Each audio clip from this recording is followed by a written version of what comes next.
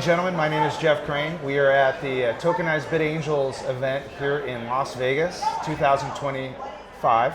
Wow, that's a big number. And I am sitting here with Chris. I just met Chris. Chris is from Greece, which is a place I've never visited, which seems like such a more than welcome, beautiful. Jeff. Thank you. More I got than my welcome. first invitation from a local.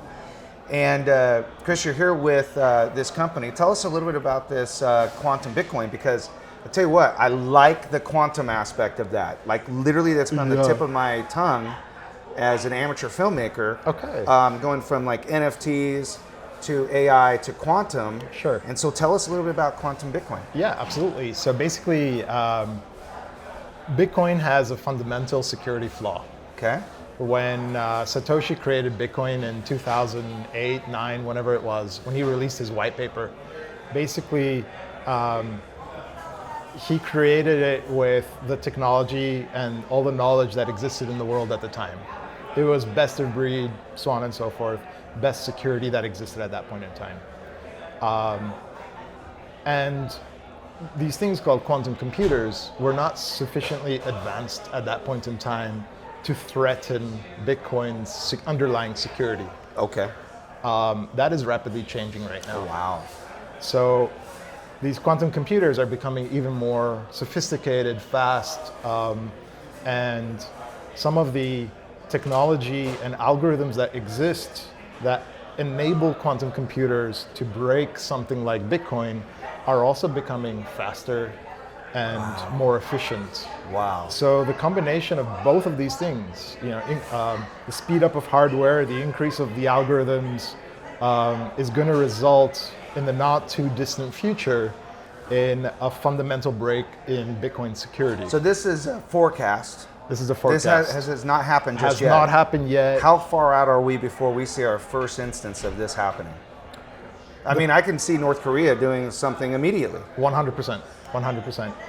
They're not there yet. Right. But the estimates from all the PhD researchers, the academics, so on and so forth, range something between 2 to 5 years. Okay. The National Institute of Science and Technology has said 2035 the US government should move to something called post-quantum cryptography. Okay. The Australian government has said by 2030. So lots of governments are reaching consensus that by 2030 we need to migrate away from this, and this will be a thing. Okay. Of course, it takes a lot of effort to move and build a new version of Bitcoin that's quantum safe, and people have to migrate their coins onto that. So that's precisely what we're doing. We are helping, on one hand, the core development team. We're issuing what's called a Bitcoin improvement proposal with a gentleman called Jameson Lopp. He's like a top 3 Bitcoin security advocate and researcher. And on the other hand, we provide this escape hatch solution, which is called Quantum Bitcoin, which is a side chain that is available right now. People can go and use it. We open sourced it this week. Wow. We launched the DevNet this week. Mainnet is going to be launching after our audit's complete, let's say in a month or 2. Yeah. And people can basically quantum wrap their Bitcoin and make it quantum safe. Interesting. Yeah. Wow. Exactly. So, listen, this is a very friendly show, if you will. Of course. And there's no gotchas here. But my question is like, what makes your quantum safer than the other quantum? And is it centralized, decentralized? What are some of the weaknesses that maybe we would be concerned about that you're overcoming? Yeah, absolutely. So at present, there's no other solution available on the market. Okay. There's lots of smart people working on similar types of solutions. Okay. What we've done by making it open source is we have put it out there to the community. We've invited all the smartest people in the world, all the best developers in the world to scrutinize it, to look at it, full transparency. And we've also built it on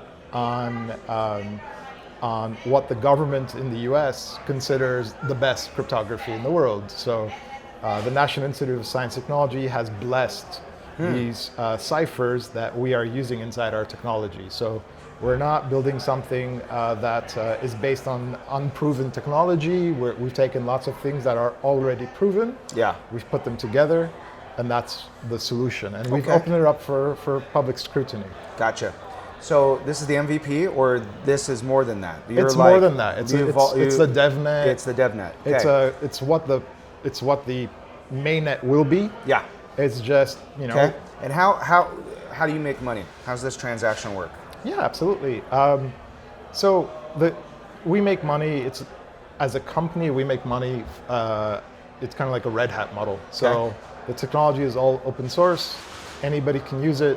Of course, there will be institutions, there will be organizations that want assistance with quantum security. We're building a lot of subject matter expertise in this space. And this is something that will be fundamentally important for lots of organizations. For example, the Central Bank of Israel gave all the retail banks 1 year from now to upgrade to post-quantum cryptography. Wow. Those kind of regulations will percolate all over the world, and we'll start seeing central bank of that country and central bank of that country telling all their banks and building, and because we have built that post-quantum knowledge, we're uniquely positioned to help organizations. That makes sense. With that migration. And they roll it out to their to the technology, the knowledge. We're also building quantum safe wallets, which will allow people. That's huge. That's huge. Yeah, man. That'll integrated with maybe with AI to make it dumb. 100%. 100%. Yeah. 100%. Hey AI, please quantum wrap my Bitcoin. Yes. Wow, that's incredible. We're doing man. cool stuff. So, we have a few minutes left, etc. But tell me a little bit of your background. Like, what got you to this point, bro? Okay. 20 years of cybersecurity experience. Nice. Working for big banks and maybe governments. And governments. Okay. Yeah. I set up a lot of the cybersecurity infrastructure for the Emirati government and the Greek government. Very cool. I was working for Citibank in London, setting up their cybersecurity organizations there, and I got into crypto sometime in 2010. Okay. I set up the UK Digital Currency Association with a few other people. I launched the first crypto exchange in the UK, which shut down after a month because HSBC saw that we were running transactions through them, so they shut us down really fast. We never recovered. Wow. I got disheartened. I left Bitcoin and for a little while, and I came back much later, that's brave of you. Bitcoin Maxi, and that's how it's all happened. That's awesome. So I see you have a constituent here. Did you travel from Greece? I personally traveled from Greece. For Vegas and all these events. And what we're going to say? Joe's based in Puerto Rico. Oh, okay. Half our team is based in Puerto Rico. What part of Puerto Rico? We were just talking about San Juan. Oh my gosh, I love San Juan. Oh my gosh, I love San Juan. Okay, good. Well, you just went from like here to there, talking about San Juan, and Greece is always a place that I've always wanted to live. This has been fascinating. We were talking about a lot of stuff that it's almost like the Jetsons, futuristic, in 3 or 4 years we'll be having robots serving us, and then I'll be interviewing a robot. I saw a robot making fantastic cocktails today at the video. Did you really? Yeah, I swear it was amazing, So wow. It's already here. So. Oh my gosh. Yeah. Oh my gosh. That's incredible. Well, listen, it's been such a pleasure to meet you. Pleasure, and Jeff. I hope you have a really great time at these events. And, did you say this is your first Tokenize BitAngel event? Or it is. Okay. No, it's my first BitAngels Tokenize. But yes, I know Michael for a while. Serve the people, be a part of our community, come back, and let's see this work. Let's protect everybody. Of course. Let's make sure that Bitcoin sticks around for a while. We don't want anybody to hack into it. Exactly. Right? Exactly. And really appreciate your time. Likewise, sir. Thank you so much. Friend. Yes. Thank you.